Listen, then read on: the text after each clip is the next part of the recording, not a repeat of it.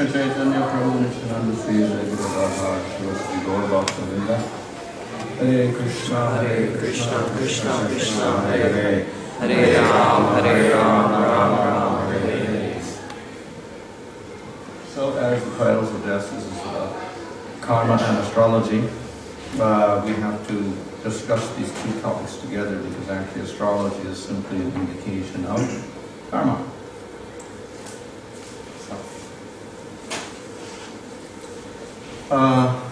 Trying to know the future is a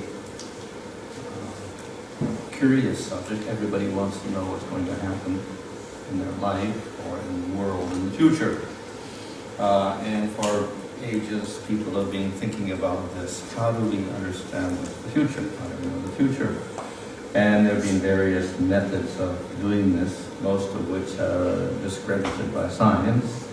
But anyway, they continue to exist in the material world. So, even on a greater context, there's a mystery about time itself. What is time? And even scientists don't know what time is. They use time as a measurement of things, but they actually also don't know what it is. Is it an energy, or is it not an energy? If it's not an energy, what is it? Because everything that exists has energy in it. Atoms, protons, neutrons, whatever, black holes, it's all energy. If it's not energy, what is it? Nothing, I guess. But yet time, they know, is something they use in physics itself. So it's a little strange. Time is very subtle, and then when we observe time, then we have past, present, future, and based on that, then we want to think, well, what's going to happen in the future. Which animals can do. So anyway. For ages and ages and ages, telling the future has been connected with the sky.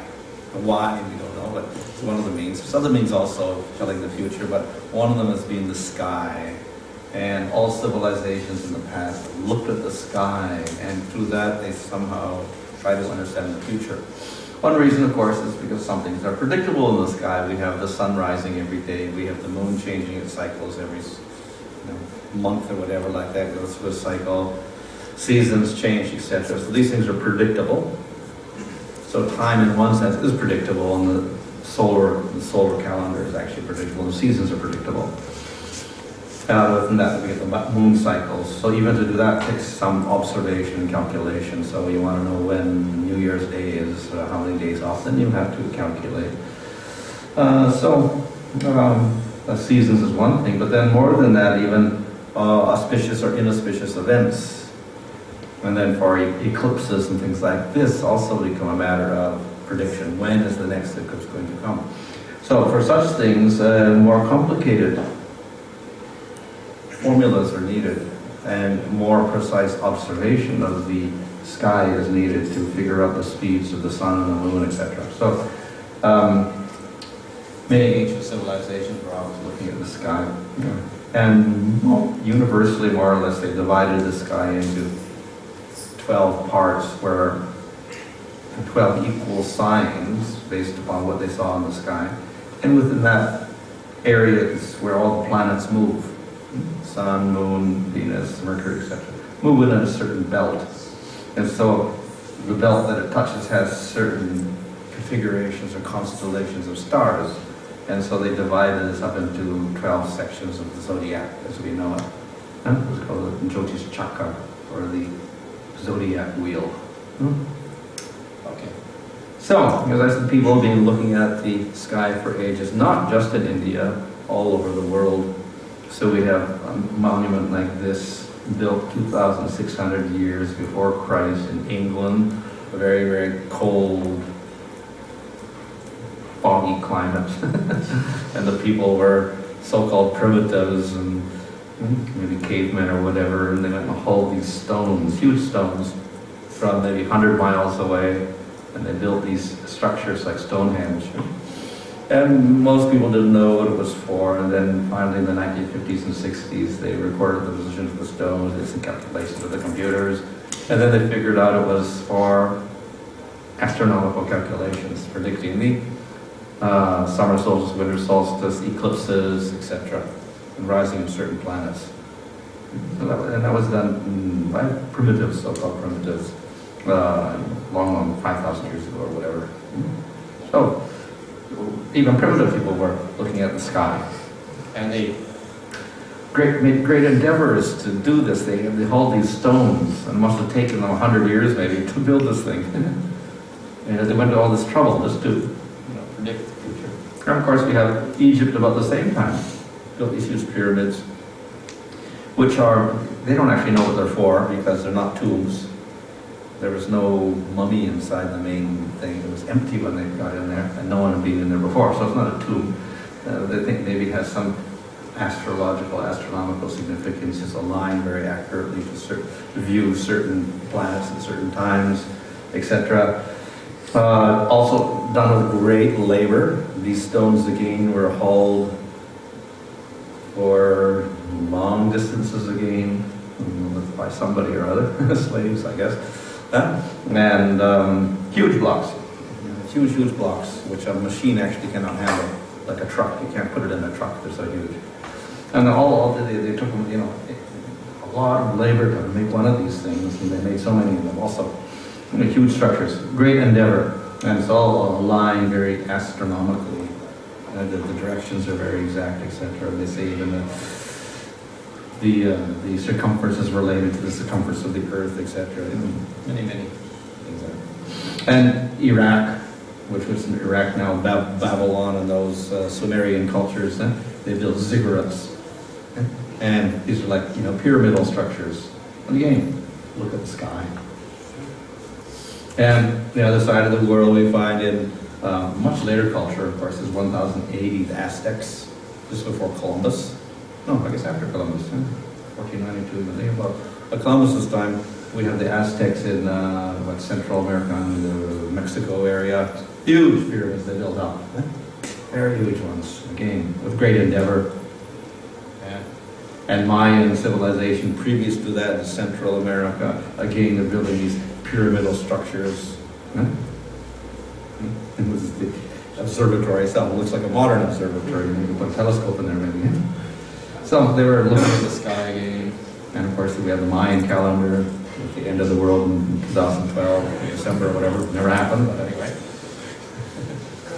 Peru, further down in South America, the ancient structure, 200 AD. This is structure very, very old.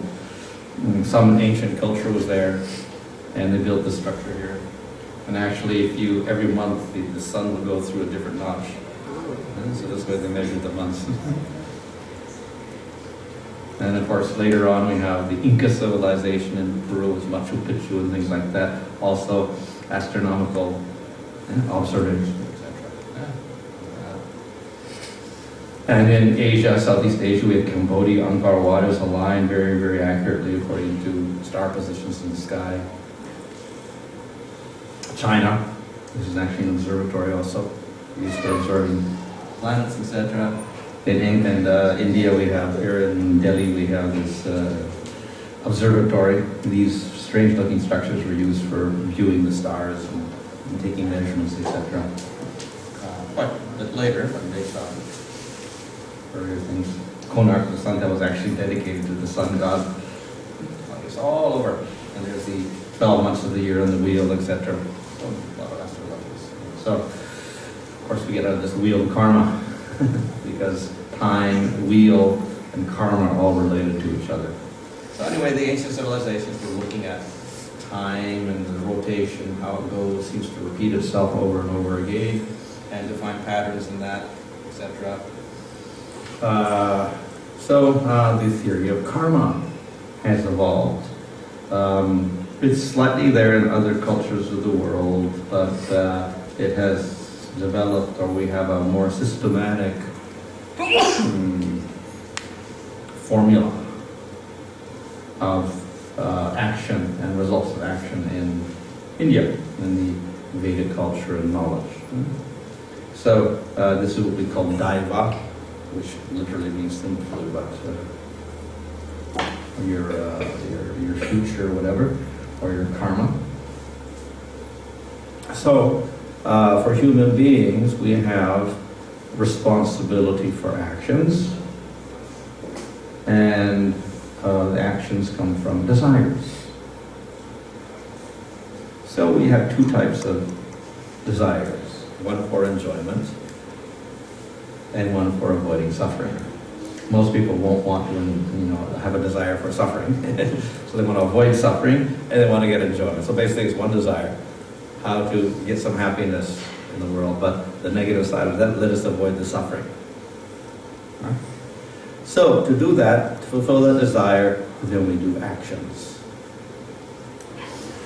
If you observe all of your actions all day long, they're actually simply for this purpose. You want something to get some happiness and you want to avoid some suffering.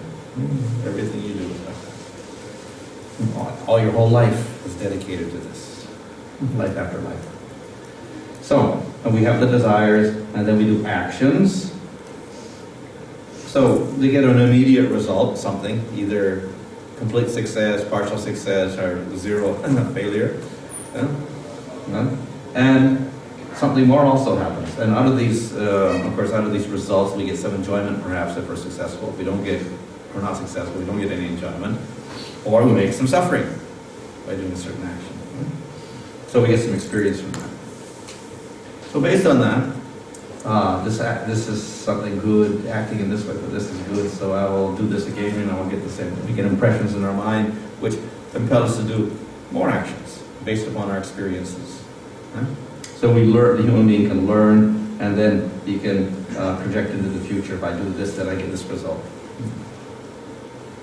Yeah, so, of course, all of this, according to the Vedic principle, it's all under avidya or ignorance. The whole operation, desire, hatred, greed, lust, all this is all under ignorance taking place. So we have the mind, and we develop our desires, then we do our actions, and impressions go back into the mind. We have new desires, new actions, new impressions. And we go on. But the whole thing is under ignorance. So, because it's all under ignorance, all the results are always tinged with suffering. There's no perfect happiness in all this.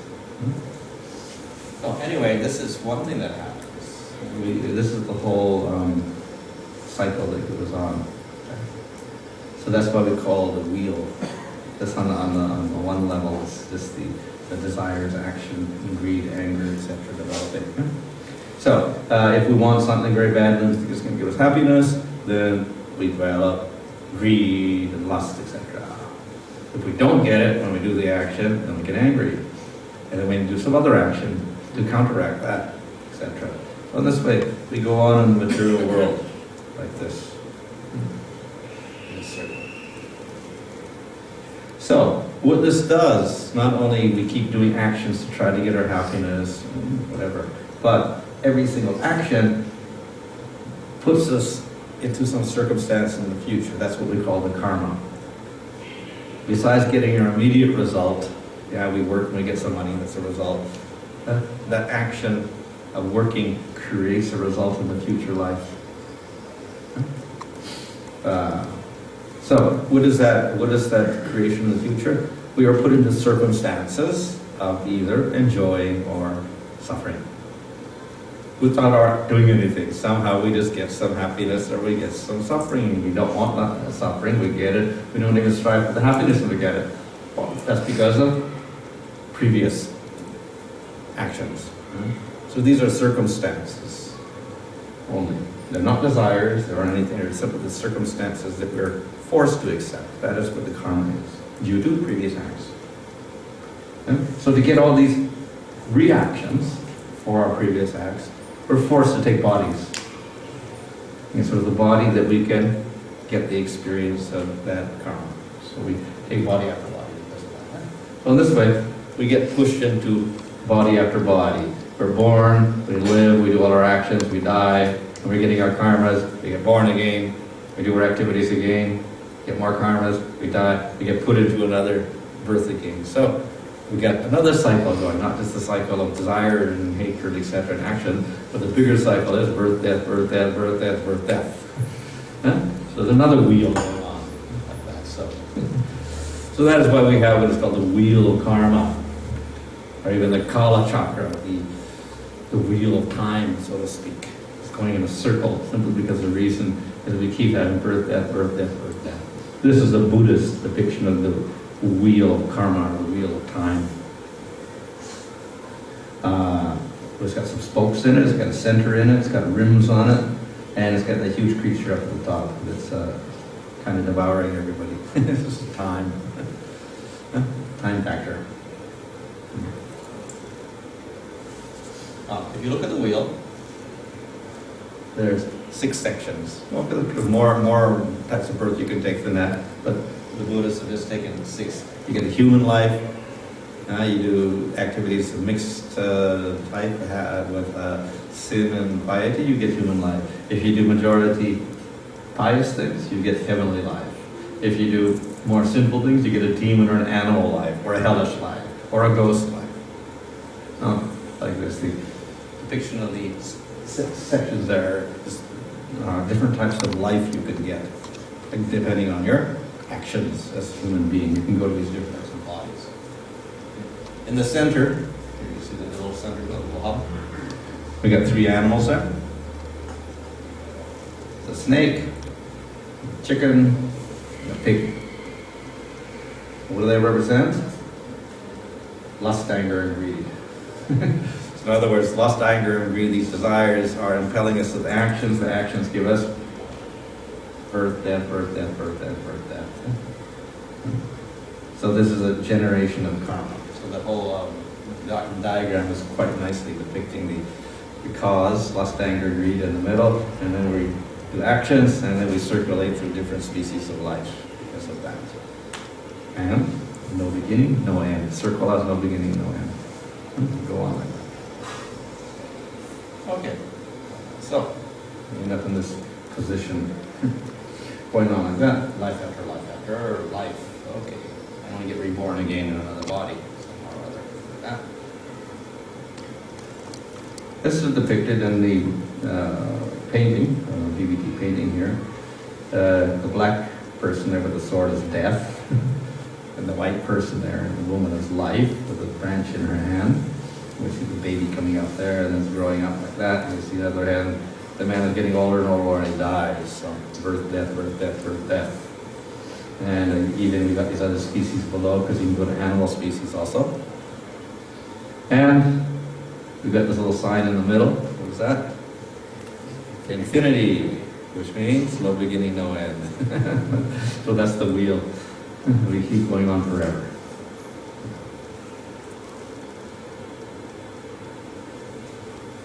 So what is the law of karma? It's a very just law, and we cannot escape it as human beings. Animals do not have intelligence enough to be responsible for their actions, so they don't get reactions. They can suffer the results from being a human being, but they cannot themselves commit actions which give karma. So that's the human being. He is subject to the laws of karma. So the simple principle is, if you do kind, compassionate acts, then you get good results in the future, which means you get some sort of unexpected happiness. Born in a good rich family, without endeavor you get a good job, etc., etc., etc. And what's the opposite? The opposite is you do violence, unnecessary violence in the material world. Cause unnecessary suffering to others. And the result is, you get suffering. So equal to the violence and suffering you give others, you get similar suffering on yourself in the future. So without doing anything, you're just born in a family which is maybe give you suffering, born in a poor family or whatever. Inability to, no matter how hard you work, can't make any money, or can't get a job or whatever, no matter how hard you endeavor, whatever. So sometimes it's due to karma. So we call the first type of action punyas. They're pious acts. And the other ones are called papa, or sinful acts. We don't know what is a papa and what is a punya. Very difficult for us to understand. So that's why the scriptures list what are the pious acts and what are the impious acts, so that we know what to do and what not to do.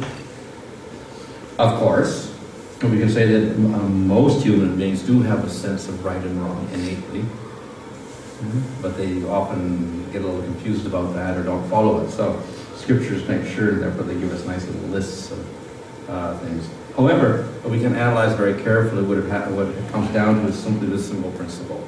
Those acts which actually give, the acts of kindness to others are the point is, and those which suffering to others are the sins, bad karma.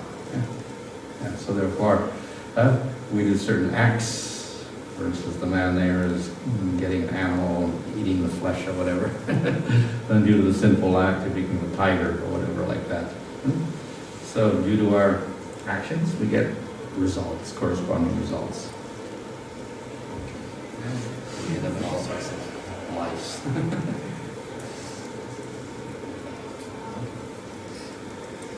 This is a nice verse from the Manu Samhita that defines meat or mamsa, flesh. So the word mamsa is made out of two syllables, mam and sa. So mam means meat and sa means heat. So therefore the meaning of mamsa is the animal whose flesh I eat now, he will eat me in the future. So I'm in the position of enjoying and killing now. In the future, animal will be in the position of killing me. So me and he, we change our positions. That's mamsa. So a very nice definition to indicate the law of karma.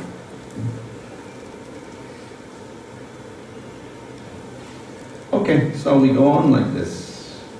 As I said, with these, if we do the violent actions, unnecessary violence, we get bad karma in the form of suffering.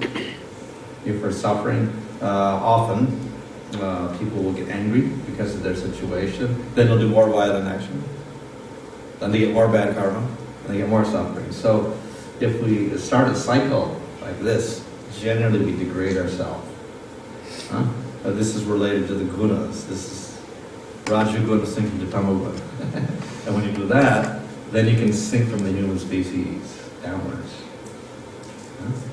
Because ignorance means we're not aware of anything. Our whole standards of right and wrong, whatever, good karma, bad karma, whatever, responsibility are finished. We don't think of anything. We just act out of anger or hatred or whatever, and do all sorts of acts. So once we're in that position, we generally sink. So how to get out of that cycle if you're a human being, and you're lucky, maybe you can get out. We do have a chance as a human being. As an animal, once you're there, you can't do anything because you can't think anymore. As a human being, even if you're in the Tamaguna or whatever, and you've got bad karmas, there is a chance of getting out. It may be a struggle. It is definitely harder for a person in Tamagun to act properly than it is for a person in Sattvagun. Person in Sattvagun has higher intelligence. He has sense control. He doesn't enjoy the material world. He can understand the difference between Atma and body. So in other words, he can actually be responsible and make proper choices. A person in Tamagun is actually incapable of doing so. So it's more difficult for him to change the cycle once it starts when he gets into the lower modes and he's acting angrily and with hatred out of, so much suffering. Very difficult for him, but it's possible. It is always possible. So, the karma is simply the situations in which the human being is placed. It does not mean that because I have my karma, I must react with anger or hatred to the situation. It doesn't mean that. Essentially, you got the bad situation, that's all it means. So this is a test. Once you put into that bad situation, how are you going to respond? If you respond with the anger and the hatred, then definitely it's hopeless. If somehow or other you think a little, is this the proper thing to do, and you choose a different response, then you can actually get out of this cycle. So you have to very, very carefully consider your response to the situation you're in, and not simply react out of anger or hatred. That is required. So this goes not only for people in Tamagun, but any guna, because any guna is not perfect. So even in sattva good, you can make the wrong choices, also do the wrong things. Suddenly get angry, then you don't think, and you do something. So, and even if we're not angry, we're just more or less passive to the whole thing, still, that the passivity and the response we get to the situation also is certainly a response of some sort. And if we act in a hopeless way or whatever, then it also affects our future. So we have to very, very carefully consider how to respond. If we can develop a new sense of values and act upon that, then we can actually change our bad karma into good karma. It may be difficult for some people, but it can be done. So, that is what responsibility means. Human being, as I said, is responsible. Is a responsible person. Unfortunately, most people do not take the responsibility. The limited responsibility they will take is the responsibility to follow the laws of the country as much as they can. At least people will do that. That's the responsibility. More than that, they can't go in. Can't be bothered.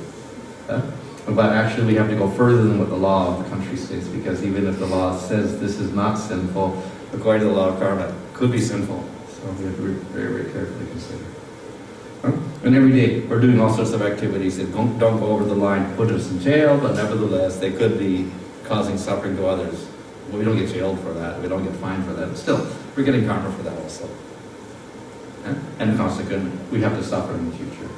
So that is why in any human society, though the country tries to, hopefully, work for the welfare of the people and make everyone happy materially, not everyone becomes happy because they got their karma. Even if you give them everything, they cannot be happy. They still suffer, even if they got everything. Because their situation is such that there's no capacity because of the karma to get that happiness. So, anyway, if we take responsibility for our acts, then we can get out of this tamasic situation, rise up to the gunas, etc. So we have to cultivate new values, new habits, etc. And we get stuck in our habits, our reactions to situations, life after life. That's a trap. So we have to change that by developing new values and new habits. It's very difficult to do, but it's a must for the human being, as Krishna says in Bhagavad Gita. It's very difficult to control the mind, but he tells Arjuna, anyway, you have to do it. If you want to make your mind a friend, then you do have to do something. You have to put an endeavor into it. Control the desires, etc. So we have to search for goals. Who am I? What is my real aspiration? What are the principles by which I live? Prabhupada says, the human being has the capacity to that. Where do I come from? Where do I go? Etc. This is the responsibility of the human being. So not just to think of how I can get good karma instead of bad karma, that's elementary level, that's also there. Avoid violent abuse. But then the other question we have to ask as well, what's my real goal in life? Is it simply to get good karma? So if we look in the scriptures like Bhagavad Gita, then we'll find that no, that's not the solution. It is for the karma yogis maybe, and the karma mimamsakas, karma kanda, yes. The goal is to live happily in the material world. Live peacefully life after life. But then Krishna says, oh, this flowery words to the Vedas are useless. Rise above the three gunas. So, we have to go further than simply having a happy life. So, anyway. As I said, to get out of the lower cycle of tamasic activities and anger and greed, hatred, and falling into lower and lower bodies and situations, we do have to try to take responsibility, develop new values based upon these questions we ask. Some of the very basic things are things like tolerance, compassion, and forgiveness. If we simply develop those values, that will help a lot to change our desires and our actions and consequently our karma.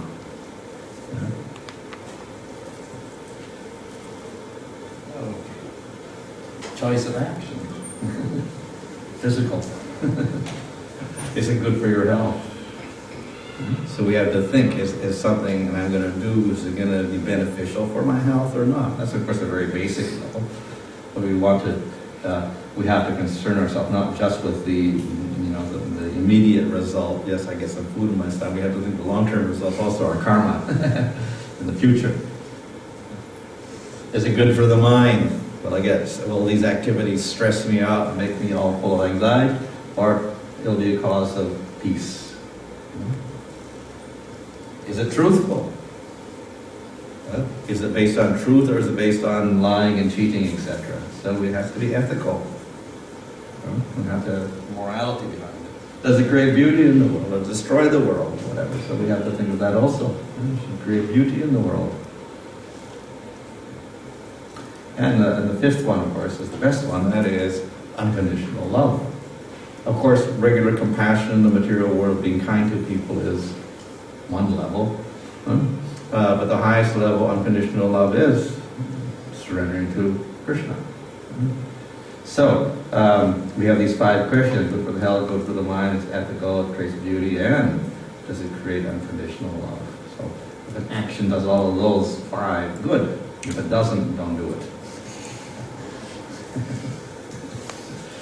So in this way, if we really concentrate on our actions, then we can destroy these old habits, desires, hatred, greed, etc., because the opposite is what? We have new values based on conscious integrity, ethics, compassion, tolerance, etc. So basically, it is getting rid of that lower self and developing the higher self. So, to develop the higher self, then we do have some tools we can use. We don't have to just do everything independently or think on our own how to do this. We have the scriptures, and they have different types of activities you can do to start getting away from the lower self and getting into the approaching the higher self and the soul. So we have one level, we have doing pious activities, doing atonements, etc. We have astrology to detect your karmas and this lifetime, and then based on that, then we can find a solution to your karmas, because nobody likes to suffer. Different types of worship are good, particularly worship of Krishna. Of course, another is experience itself. By doing sinful activity, then we experience the suffering. And by doing a pious act, we experience peace. So experience itself is something to help us also, life after life. And of course, the good influence is spiritual association. Even a person is very fallen, if he has a very good association, he can change. So these are things that help us to change from the lower mode to the higher mode. Okay? Yeah, so we have knowledge, worship, experience, association, intuition, consciousness, conscience, and integrity. We develop toleration, forgiveness, and compassion. So we had the lower cycle going on, and then we get the opposite. We get a good cycle, good karma, by which we become responsible for our acts. We understand the law of karma. We choose we choose the compassionate acts. And we develop an understanding of higher self, understanding of Atma. I'm not the body, I'm the soul. And we show compassion to all creatures. We see in the Bhagavad Gita a person who is situated in the self does not hate anybody at all. He's very, very equipoised. He sees everybody's equal. So this is a cycle you can replace the bad cycle with a good cycle like this. It's not complete. It's only a way of getting good karma.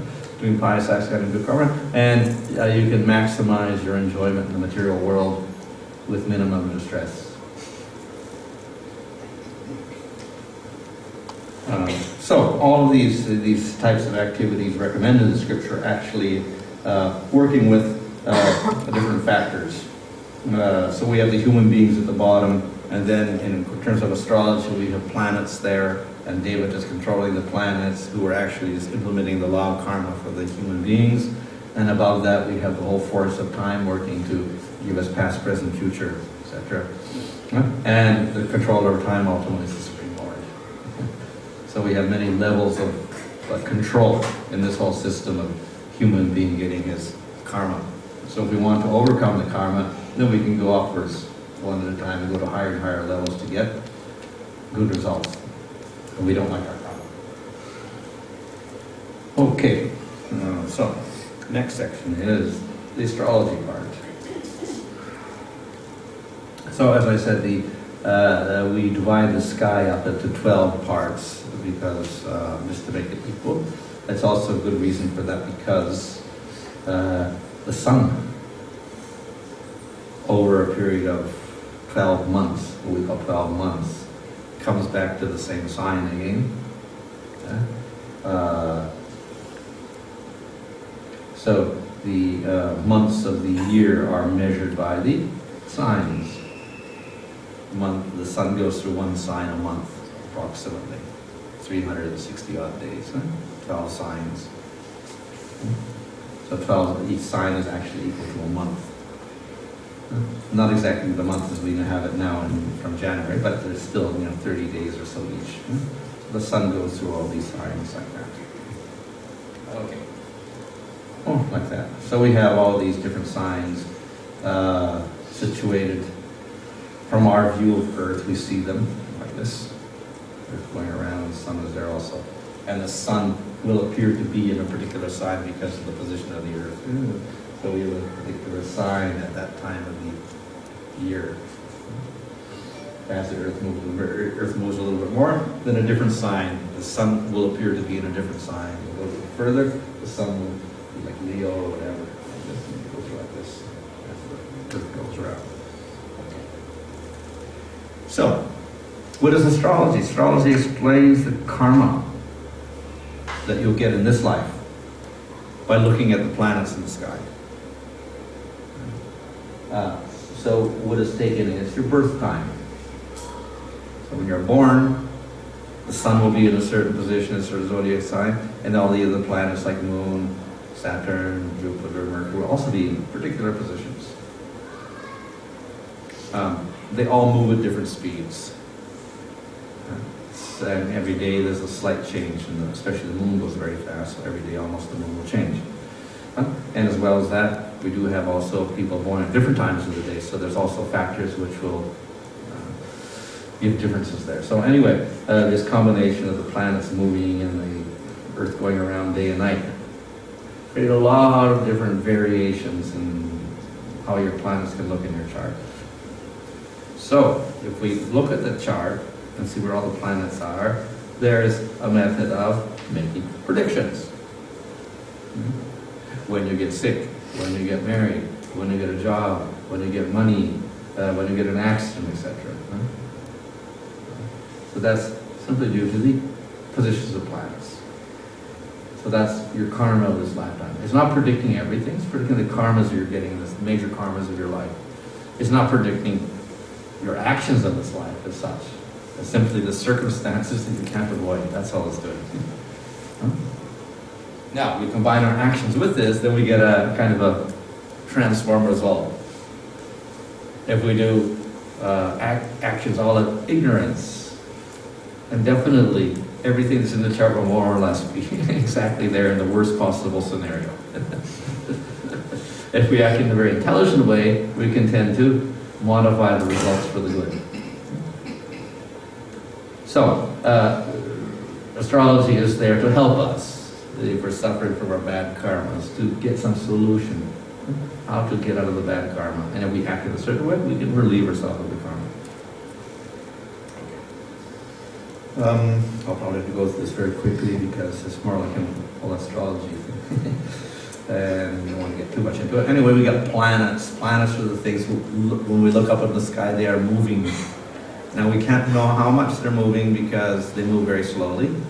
What moves every night is the whole sky moves because that's because Earth's moving.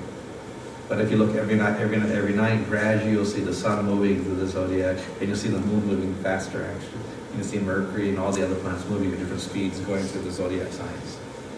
So we have planets moving. So this is the basic setup is the zodiac signs, and then we have the planets moving through the zodiac signs.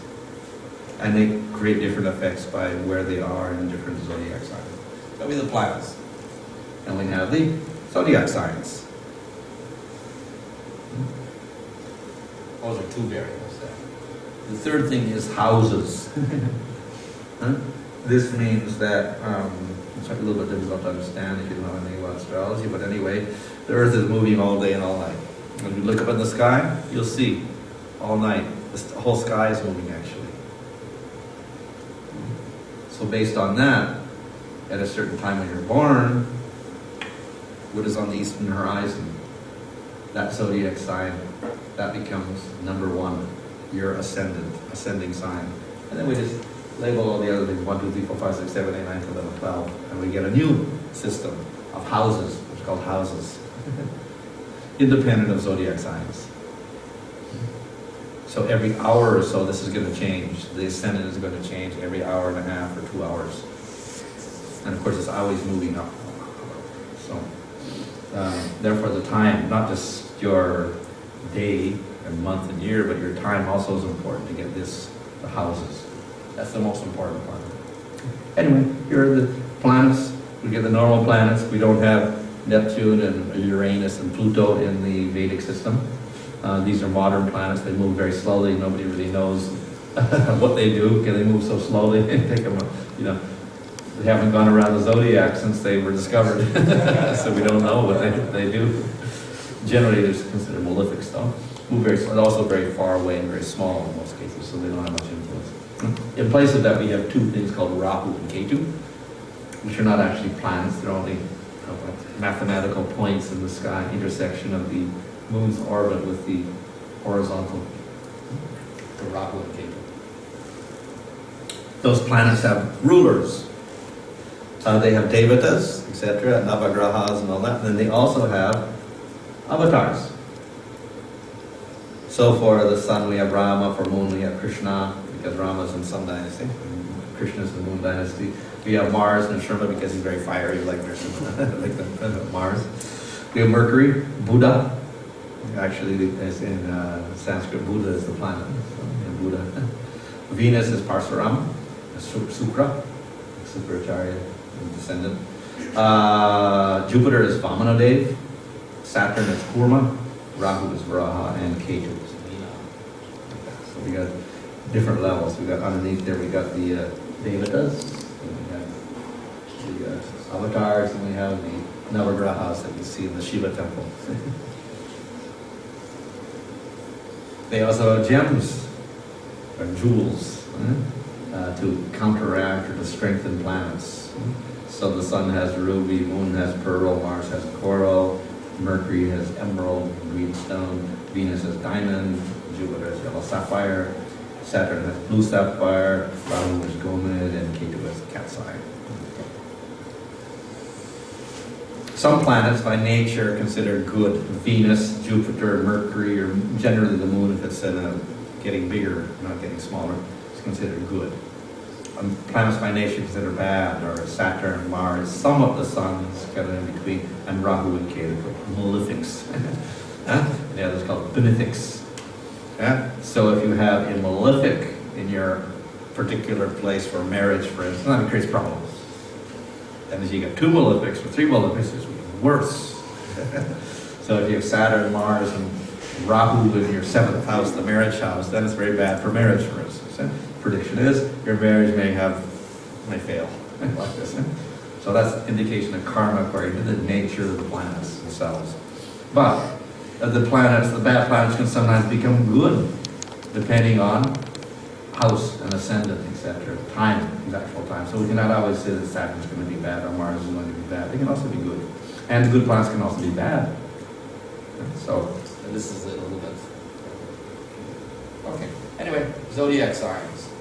I won't go into this detail. We have the zodiac signs, all these different figures.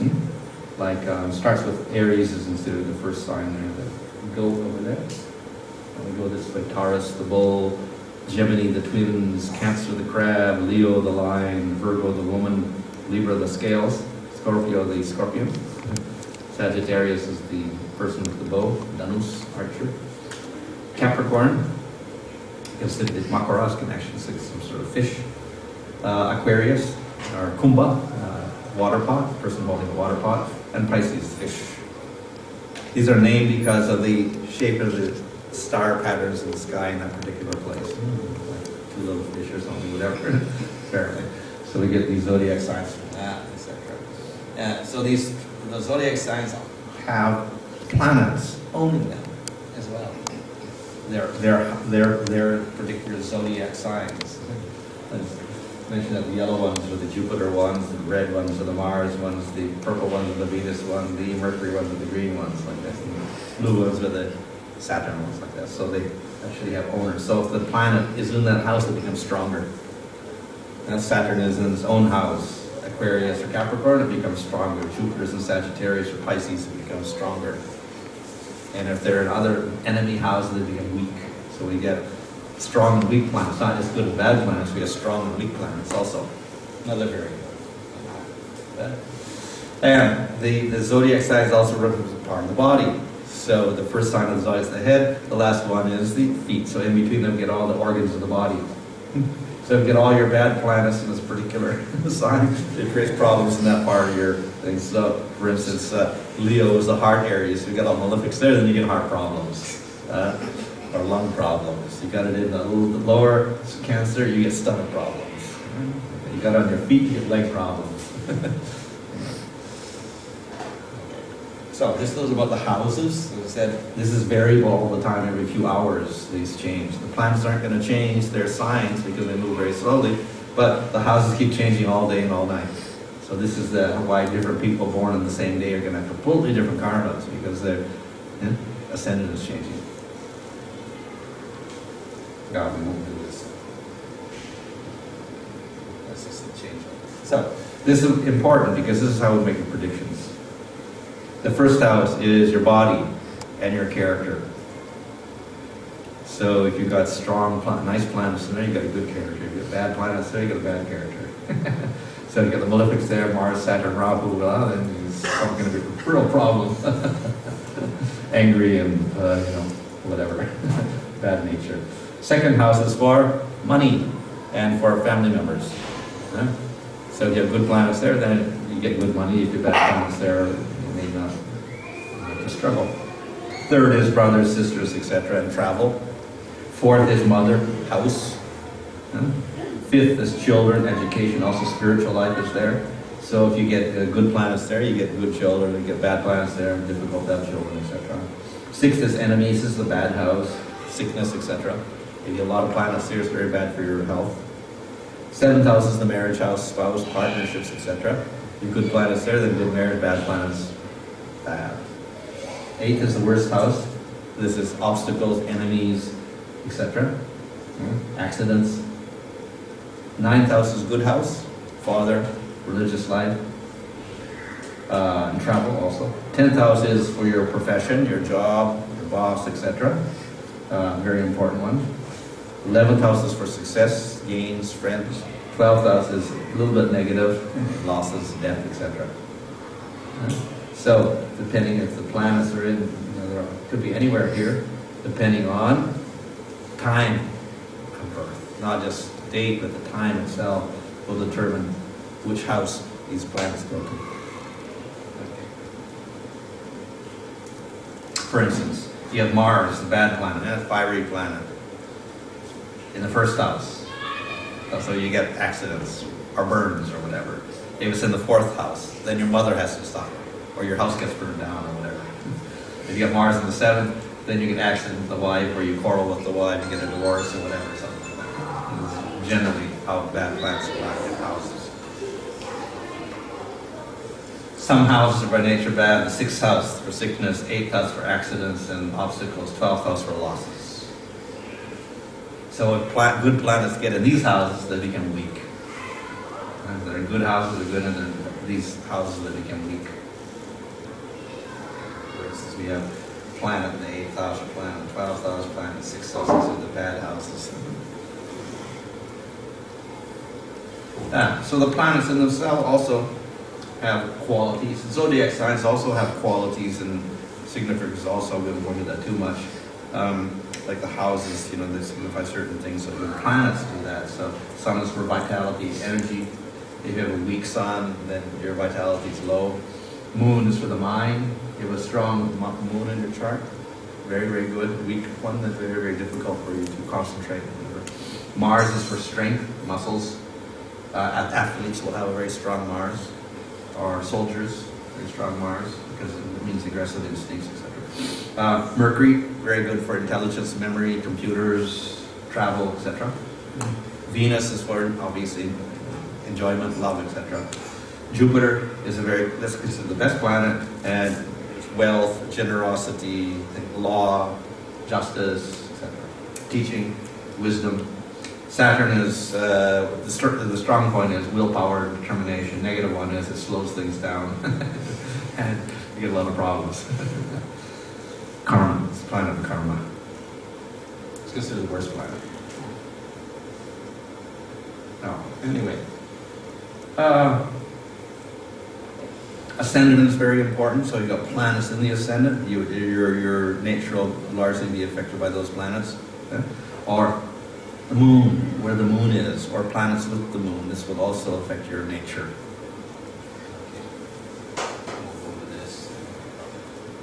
Okay, so this is again some of the qualities of if you have a strong sun or whatever, it can indicate certain things like sun means controller or manager, is fiery, bravery, pride or arrogance, that's the bad quality maybe. Showing off, spending too much money, like kings, like to spend money, etc. So this is a kingly planet. Moon is a gentle planet, feminine, peaceful, soothing. Krishna's in charge of the moon. A protection, pale complexion. A person who's got a moon in the ascendant will make them pale complexion. Emotional, it's a very emotional planet. So your moon in the ascendant will be very emotional. And it shows compassion.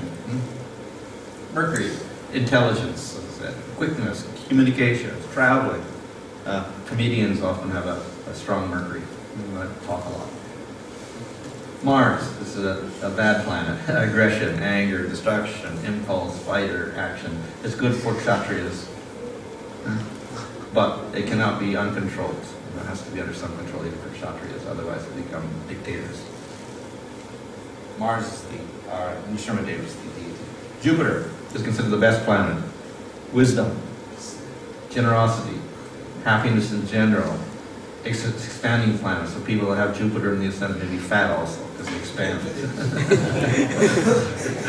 Good for religious life, and good for wealth. Like Santa Claus is fat. Venus is, of course, the love planet, beauty, grace. People that have strong Venus could be artistic or musical, or could be beautiful, good for love affairs, etc. Saturn, this is a morose planet, slow. It's the slowest moving planet. And generally it says that the karma planet, it tests you a lot. It's long. Each planet also has periods of life. And so like Saturn is one of the long ones, like 19 years Saturn period goes on, influences your life. So it's a long one. Dark colors, dark things, Tamagun is all Saturn. Also good for renunciation, for solitary life, etc. Because it takes everything away from you. So you should have a nice Saturn, to take everything away. It makes a person serious, also determined. It can be good in certain times for having determination also. So a good Kshatriya will also have a good Saturn.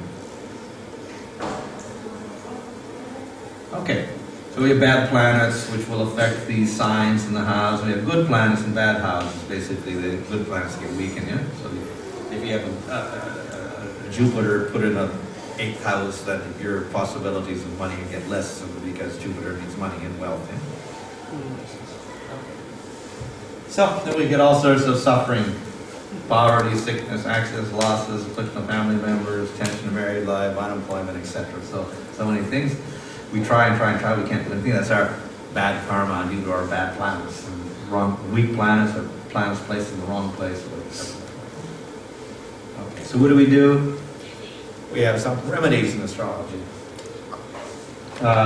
for weak or malefic planets. We can strengthen the house. You may have a weak house because this lord is weak. You have to strengthen the house. You have a weak planet because it's in the wrong house. It's in the 8th house or 6th house or 12th house. Or you may have the wrong planets in the good houses, like Mars in the 7th house, whatever. So you have to pacify that planetary deity, whatever. So we have different methods. One, of course, you can worship the devatas, so that's why people go to the Shiva temple and they worship the Navagrahas to get rid of all their bad karmas that way. In case you have some bad graha, planet affliction, you go to the Navagrahas and there will be some worship. That's on the lower level. Higher level, of course, is we worship the avatars. Worshipping forms of Vishnu are superior to worshipping devatas, so we can worship the avatars. For instance, Narasimha is in charge of Mars, so if your Mars is in the wrong place and giving you problems, you worship Narasimha. That pacifies. I mentioned the gems for the planets. So if you're a weak planet, you wear that gem. If you have weak Mercury, then you wear the emerald. Or a weak Sun, you wear the ruby. Or a weak Jupiter, you wear the yellow sapphire. So we have gems. So those are the planets with the gems. You have to be careful, however, because some planets will have, some of the gems will have double effect. Because also they're placed in a certain house. They also are lords of certain houses. So they may have mixed effects sometimes. So be careful. One can give donations concerning a particular item, like for Saturn, then you donate black things or black cows or whatever like that. So you can give donations, education, etc. based on planets as well. You can perform sacrifices to pacify or strengthen the weak planets. You can chant mantras for the devatas or the avatars of the Lord. Of course, actually Krishna includes everything, so we just worship Krishna to get rid of our karmas anyway. So those have in the wall. Now, the problem with atonements, we're doing a pious act like donating things to counteract our karma. This is an atonement. So it produces good karma or cancels out our bad karma, but it actually doesn't really solve the whole problem. It doesn't destroy our karma completely. It just gives us more good karma. So as I said, Krishna actually condemns this whole system also. It's not actually the final thing.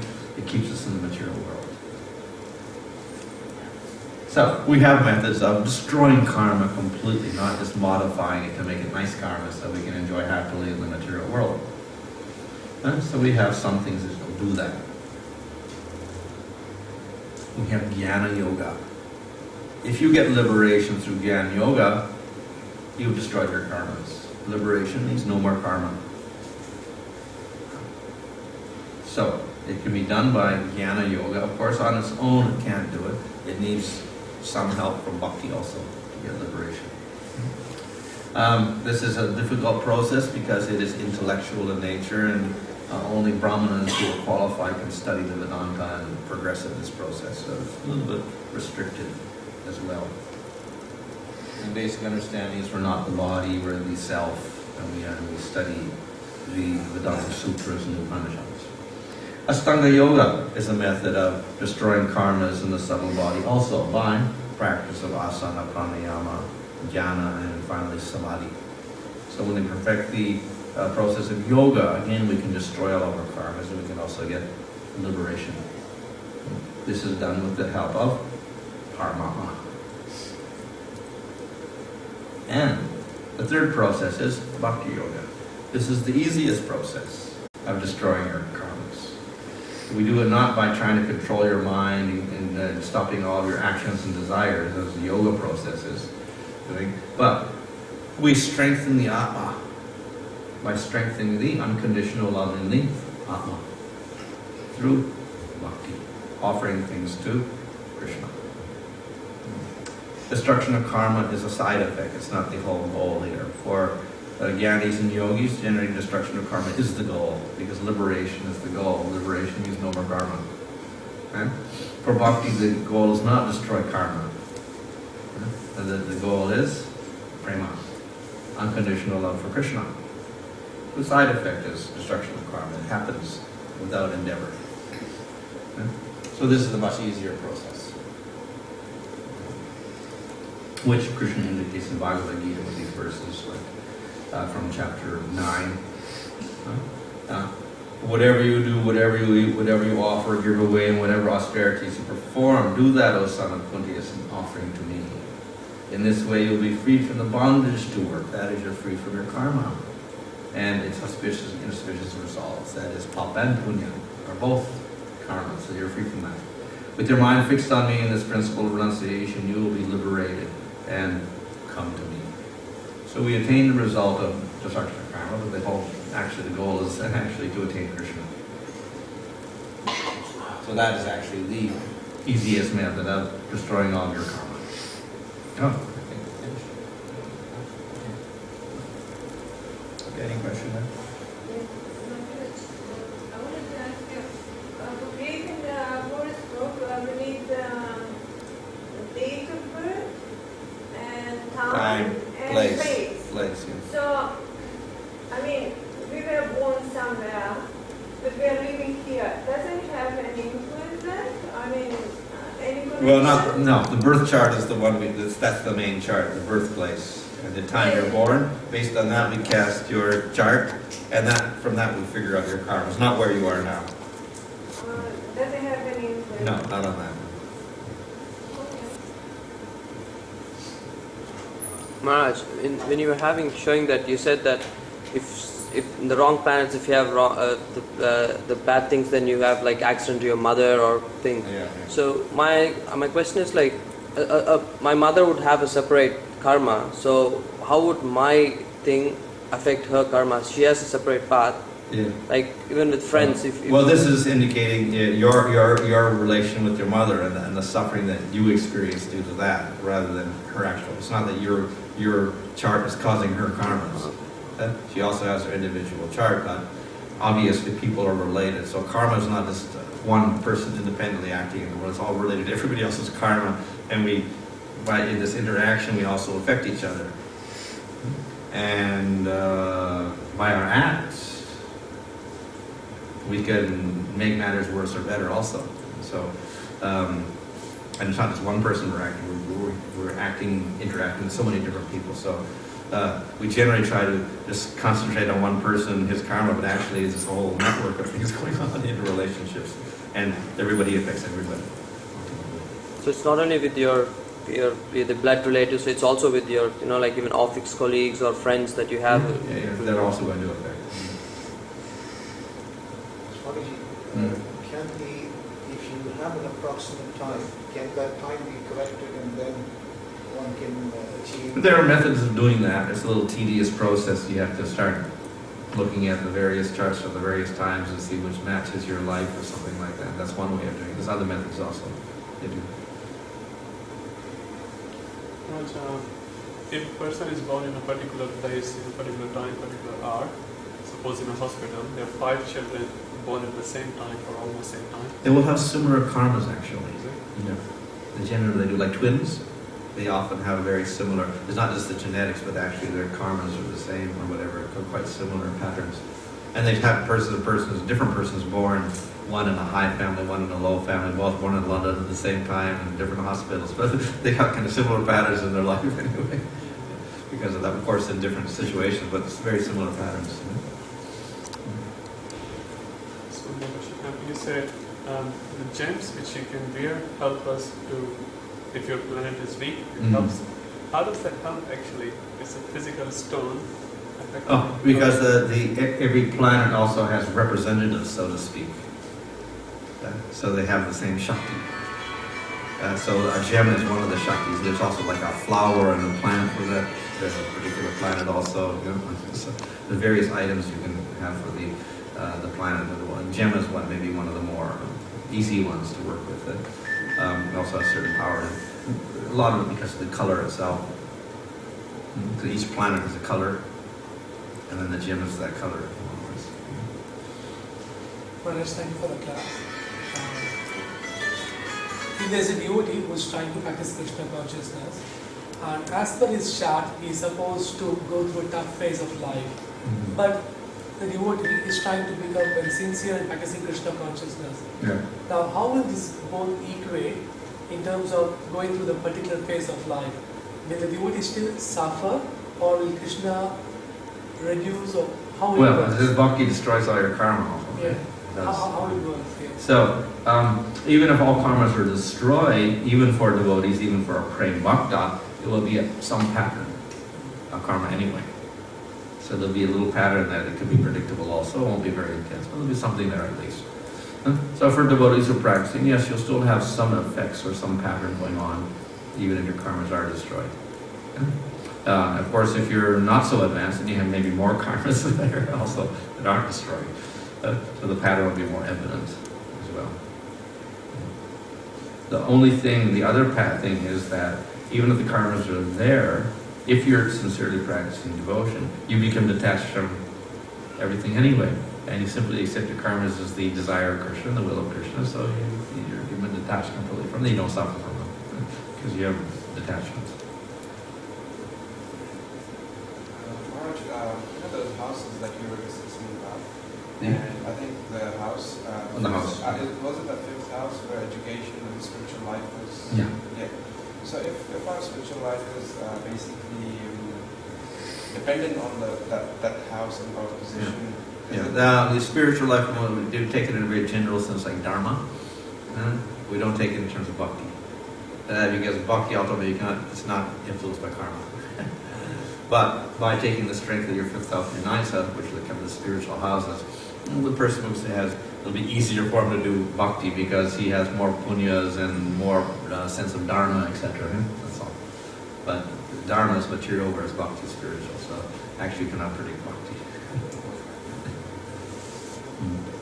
If astrology can't predict bhakti, from what I understand, in one of the previous classes when we said bhakti is the only thing that can produce bhakti. So if astrology can't predict that, then how is it then when Srila Prabhupada was born, they were able to predict that he opened 108 temples, they predicted he'd do all kinds of things out. Well, opening 108 temples is not necessarily bhakti. Even maybe Sai Baba can open 108 temples. It's not even bhakti. So I mean, we have, let's say, predictions which may indicate bhakti, but not necessarily in all people. So I'm saying that the tendency to dharma, or the tendency for charitable activities, or the tendency for renunciation, etc.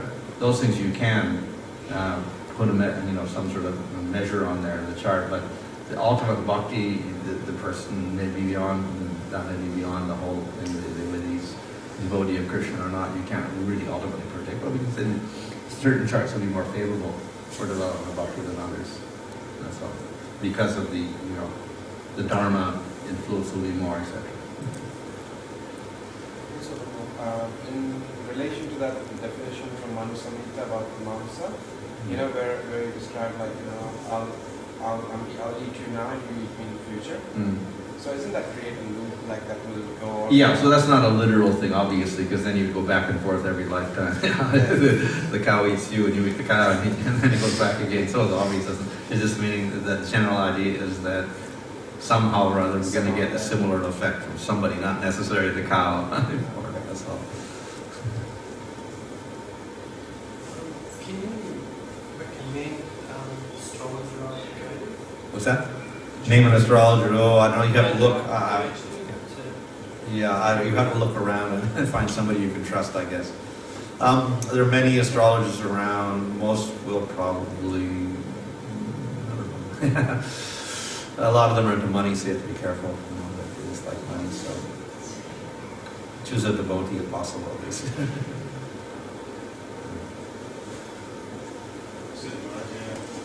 The animals are not subjected to the law of karma. They don't produce karma, yeah, but they could be subject to karma as a human being, then they become an animal and they suffer their karma that way.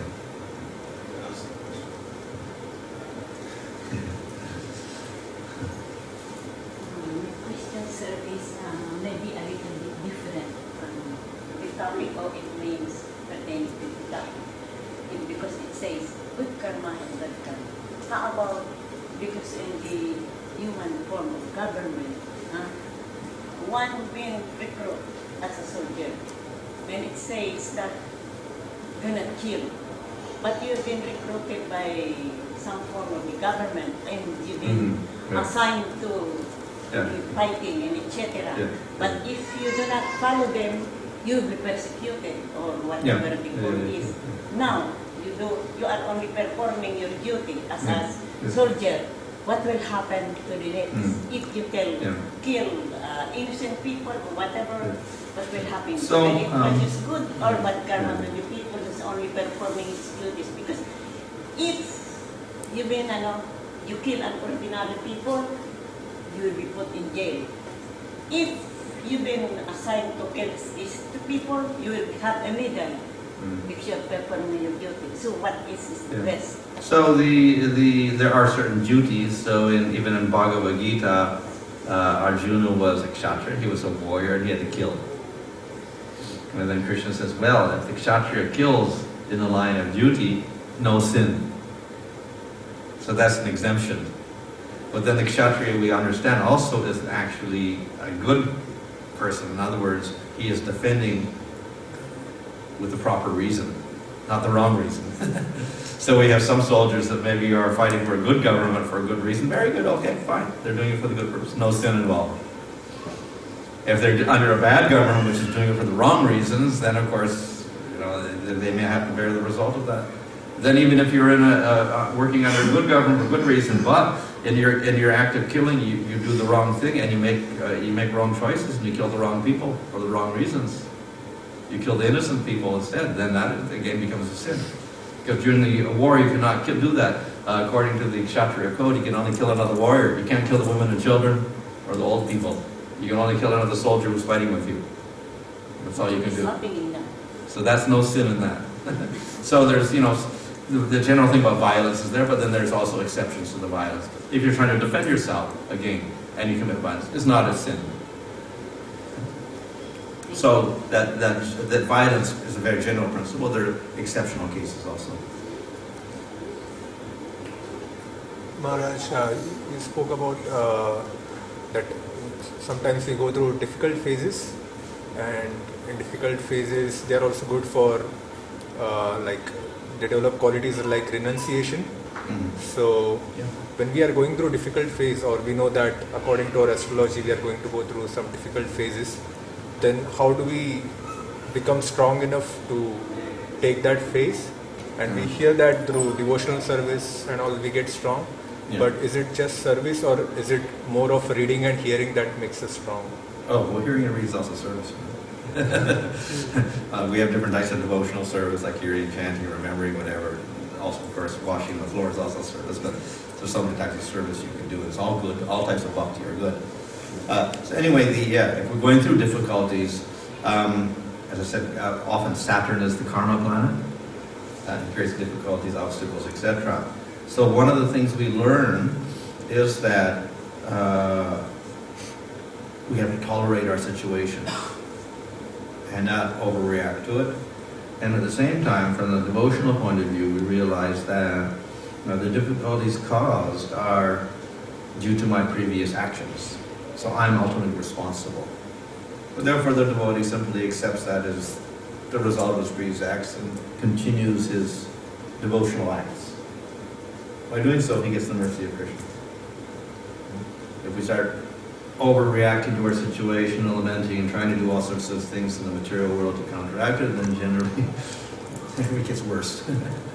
We tolerate the situation, we accept it as Krishna's mercy, and we continue our devotional practices. And then we actually succeed. We overcome the whole effect of that by our attitude. Just on that, when you're saying devotee should tolerate the situation even if it's not so good, but isn't it, it says unfavorable situation should be quitted, try to accept the favorable situation. So if the situation is unfavorable, how do you tolerate or leave it? Yeah, of course. The opposite thing is let's tolerate everything, not do anything. We just sit there in the material world doing nothing all the time. That's also not good. In other words, even astrology is an act of, because you are suffering, then you want to get a solution, so you go to an astrologer and get anything. So we're trying to do something there also. So an intelligent person will definitely try to solve the problems, but by the proper means, not by the improper means. So yes, we can do something, but then we have to think of what is the most intelligent way of overcoming this problem. One of it is tolerating and not getting too disturbed. We're too disturbed, we can't even think properly. So then we can't make a proper decision of what to do. So toleration is one level. And then, of course, using our intelligence, then we can go to the scriptures or do whatever, and take good association. So we have to use our intelligence also. Maharaj, earlier you mentioned that even when the people whom we interact on a short-time basis, like colleagues, it influences our karma.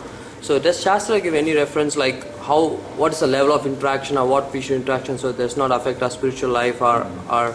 Well, probably the most will probably because you have a relationship with your family members and responsibilities there, that's going to have more effect. So where there's responsibility, then the effect of sharing is more. Even the ruler of the country, because he is responsible for the citizens, has to share their karma. If they do bad acts, he has to share the result as well. So he has to be careful that they don't commit sinful acts or whatever. So where there's responsibility involved, then we can say we get more dramatic sharing of results.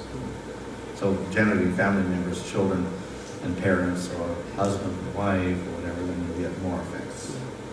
So what about the people outside our family, just friends and colleagues? If you develop a sort of sense of responsibility there or something, then it may. But there's certainly going to be an influence, but it's not exactly karma. If that's what we call association. So if you associate with good people, you become good. If you associate with bad people, you become bad. And develop sinful activities. That's not karma as such. It's just our intelligence to choose proper association. And according to that, we also get certain results in life. But that's not karma, actually, because our intelligence to rectify the karma. So one point which life is our good association. So if we have intelligence to take good association, we can counteract our karmas that way.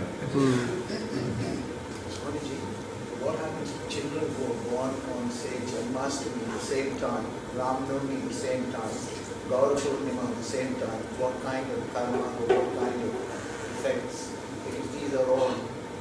Two children born at the same time. Any child born at the same time.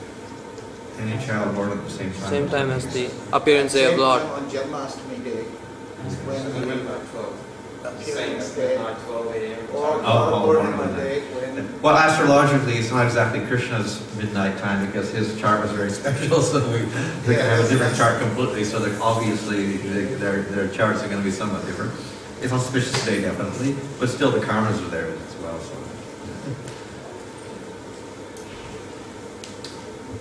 And there's another one, sir, short one. Because one of the books which I read, I'm not fully finished about it, I'm just starting. It says that while the one is carrying this, like the art, and the guy who's carrying the art is avoiding the ants so that he will not step on it, because he knows that even though this ants has its own life, you know. Now, in my house, I want to be honest with everybody when here. I have some cockroaches like the other ants. And before I come here, like other else, I go to the store and buy some cockroaches spray. Now I'm starting to learn what it's like. You see, if I'm hungry and you feed them, they want to eat. And once they notice that you're coming, they run away. Now, I feel guilty if I find again this worm or whatever to kill them. Because I say, I'm trying to learn how Krishna's way of life. We saw then at the introduction that what you do, it will happen to you. Like we are killing the big animals like cow, etc. to chew it and food it. How about that simple cockroaches? If I kill them or whatever, what will happen to Well, according to the species of life also, some animals you kill are it's more sinful, some are less. So the higher the development of the animal, then the more sinful it is. Of course, if you kill a human being, it's more sinful. If you kill a cow, it's very sinful. Other animals, the lower you go, becomes less sinful, or plants, less sinful. Huh? So that's also there. Then again, even with the lower animals and with the plants, we try to minimize the violence. So we don't waste or unnecessarily harm or kill or whatever, as much as possible. If they're also going to interfere with us and cause some problem, then we can also defend ourselves. Just as if a lion comes, you defend yourself against the lion or the bear or whatever, and you can have violence there. So if the mosquito bites you, you can also defend yourself. So as far as... I may interrupting you while you're talking. You know, that's why I feel guilty. I'm like acting like a crazy woman and nobody see around me. You know, I get some things and chuck it. Yes, that's what I'm doing. Yeah, so as much as possible we try to avoid the violence. Thank you very much. Maharaj, thank you for the class and thank you for taking my question. My question is, what level of effect astrology has when one has taken Diksha or after taking Diksha in his life? What level of effect the astrology has? Well, it may or may not have more or less effect. It also, because Diksha itself is just one type of bhakti, but we have other types of bhakti, like chanting the holy name that doesn't even depend on Diksha. So if you take Diksha, if you don't chant the holy name, for instance, that's not going to be very useful. So actually the best method is chant the holy name. That's the best thing to affect your karmas or whatever. But as I said, our main goal is not to destroy our karmas. Our main goal is to actually get love of Krishna. So it's only, we shouldn't worry too much about, how much our karmas are getting destroyed by this act or that act, as just the level of our devotion, how close we're coming to Krishna. Automatically those things are taken care of by Krishna himself.